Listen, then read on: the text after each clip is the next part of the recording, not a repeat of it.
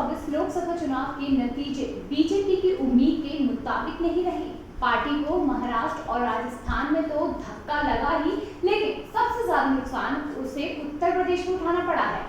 2019 लोकसभा चुनाव में राज्य की 62 सीटों पर कब्जा जमाने वाली बीजेपी इस बार के चुनाव सिर्फ 33 सीटों पर ही सिमट कर रह गई और 2 साल पहले हुए राज्य के विधानसभा चुनाव में भी पार्टी ने अच्छा प्रदर्शन किया था, लेकिन वो क्या कारण रहे जिसके चलते उसे अपने सबसे मजबूत माने जाने वाले गढ़ में इतना बड़ा नुकसान उठाना पड़ा।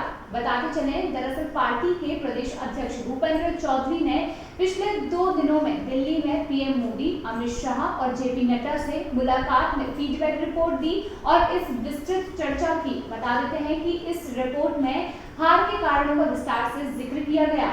सूत्रों के मुताबिक भूपेंद्र चौधरी ने पार्टी के करीब 40,000 कार्यकर्ताओं से बात करके ये रिपोर्ट तैयार की है। 15 पन्नों की रिपोर्ट में हार के 10 मुख्य कारण भी गिनवाए गए हैं। क्या आप जानते हैं कि ये मुख्य कारण क्या हो सकते हैं जिसकी वजह से बीजेपी को इतनी बुरी तरीके से हार का सामना करना पड़ा हो, या फिर यूं कहें कि बीजेपी का नामो निशान ही मिटा दिया गया हो। जबकि अयोध्या में लोगों को ये तो पता ही था कि बीजेपी जीतेगी, लेकिन ये कहीं से कहीं तक नहीं सोचा था कि बीजेपी यहाँ पर हार जाएगी।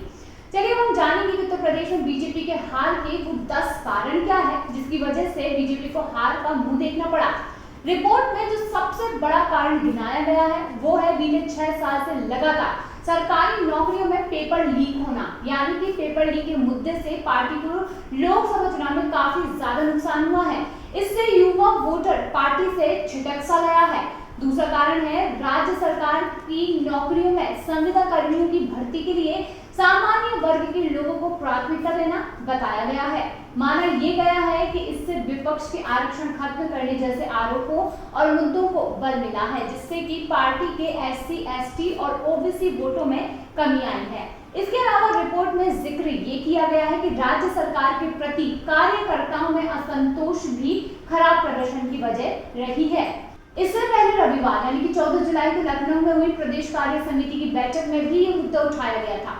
बैठक में शामिल होने वाले पदाधिकारियों ने आरोप लगाया था कि कार्यकर्ताओं का मनोबल टूटा है, आधिकारिक सरकार चला रहे हैं और मंत्री मजबूत है। इसके बाद से ही उत्तर प्रदेश बीजेपी में जारी कलह खुलकर सामने आ गई है।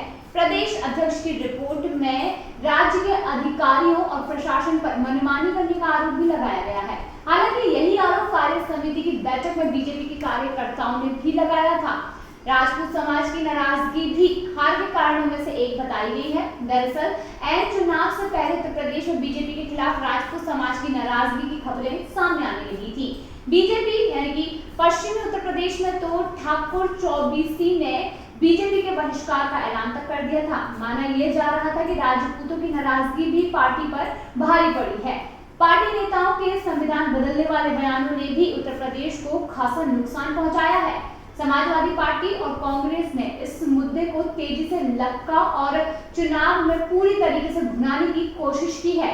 राहुल गांधी तो लगभग अपनी हर सभा में संविधान की प्रति भी लेकर जाते हैं। इस तरह से बयानों ने विपक्ष के आरोपों को बल दिया और ये भी एक कारण माना गया। इसके अलावा कहा जा रहा है कि जल्दी टिकट वितरण के कारण 6 और 7वें चरण की वोटिंग तक कार्यकर्ताओं का जोश कम हो गया है, जिससे पार्टी के वोट कम हो गए हैं। दरअसल लोकसभा चुनाव के 7 चरणों में उत्तर प्रदेश की सीटों पर वोटिंग हुई। चुनाव लंबा खिंचने की वजह से कार्यकर्ताओं के उत्साह में काफी कमी की बात और रिपोर्ट सामने आई है। पार्टी की रिपोर्ट में अग्निवीर योजना को भी एक बड़ा मुद्दा बनाया गया है।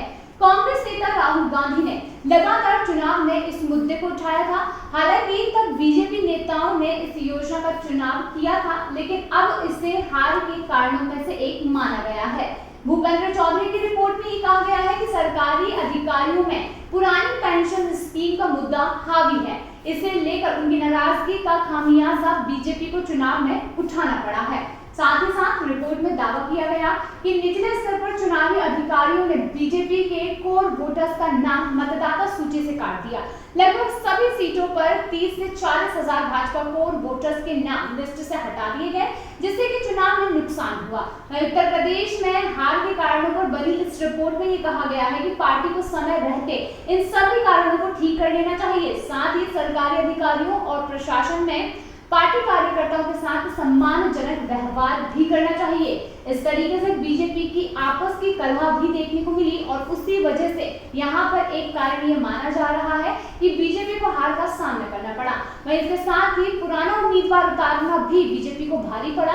अगर किसी नए चेहरे को यहाँ से उतारा जाता तो शायद बीजेपी को जीत मिल सकती थी, लेकिन बीजेपी ने ऐसा नहीं किया और बीजेपी एक तरीके से कहा जाए तो ओवर कॉन्फिडेंस में अपने हाथ से अयोध्या को खो चुकी है। अयोध्या में उत्तर प्रदेश में जिस तरीके से बीजेपी को हार मिली, बीजेपी को हार का कड़ा सामना करना पड़ा, ये बीजेपी के लिए काफी ज्यादा बड़ा मुद्दा भी बन सकता है।